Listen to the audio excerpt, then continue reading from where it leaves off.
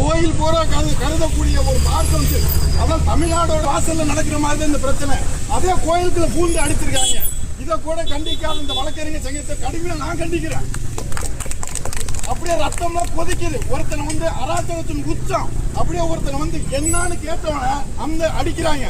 Bike அப்படியே road அப்படி திருப்பி விடுறான். கண் முன்னு தெரியாம அடிக்கிறான். இது யாருக்குமே ஒரு அநியாயமா தெரியலையாங்க?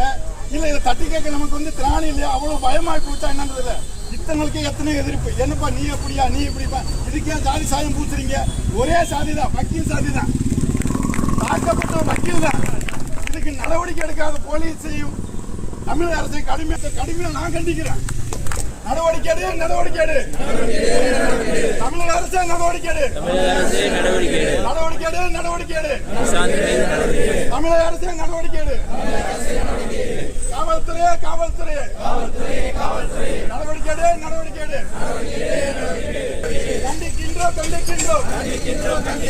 வழக்கறிஞரை தாக்கிய குண்டர்களை கண்டிக்கிறோம். வழக்கறிஞரை